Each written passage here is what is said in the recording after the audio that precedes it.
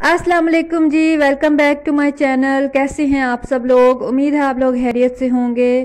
तो आज मैं आपके साथ सिंपल मूंग की दाल की रेसिपी शेयर करने जा रही हूं। तो इसके लिए मैंने एक लहसुन की गड्डी ली थी और एक टमाटर मैंने फ्रीज़ किया हुआ था, इसलिए उसकी शक्ल ज़रा इस तरह दिख रही है आपको।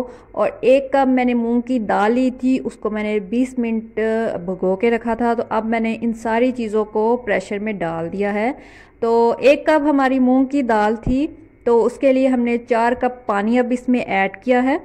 तो ये बहुत ही लाइट दाल होती है, आप इसको डिनर में भी ले सकते हैं और इसको बहुत ही हल्की होती है, बहुत ही जल्द हज़म हो जाती है। तो इसमें मैंने 1 टीस्पून लाल मिर्च का पाउडर ऐड किया है और 1 टीस्पून इसमें नमक जाएगा और हाफ़ टी स्पून इसमें हल्दी जाएगी। और अगर आप किसी पेशेंट के लिए बना रहे हैं तो आप नमक मिर्च हल्की कर सकते हैं और ज़्यादा। तो अब इसको मैंने 10 मिनट के लिए प्रेशर लगा दिया है। तो ये देख सकते हैं हमारी दाल बिल्कुल गल चुकी है, शक्ल से बिल्कुल वो लग रही है कि गल गई है। तो अभी हम इसको चेक करेंगे, तो बिल्कुल ये गल चुकी है, बिल्कुल रेडी हो चुकी है। तो अभी हम इसमें धनिया और सब्ज़ मिर्च ऐड करेंगे और लगाएंगे इसमें तड़का, प्याज का तड़का लगाएंगे आप। तो ये बहुत ही सिंपल सी दाल है। मैंने सोचा काफ़ी दिनों से आपके साथ कोई रेसिपी शेयर नहीं की, तो आज रेसिपी शेयर की जाए। तो सब्ज़ मिर्च और धनिया मैंने ऐड कर दिया है। धनिया से तो जो खाना होता है ना, उसकी शक्ल और ज़्यादा फ्रेश नज़र आने लगती है।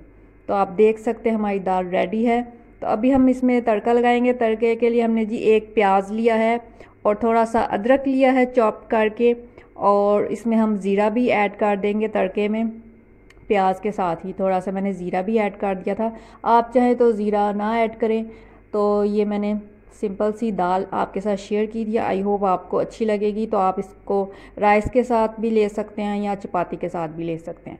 तो मुझे दीजिए इजाज़त, मैं मिलती हूँ आपसे नेक्स्ट वीडियो में। अपना बहुत सारा ख्याल रखें और मुझे अपनी दुआ में याद रखें। Take care, stay blessed and अल्लाह हाफिज़।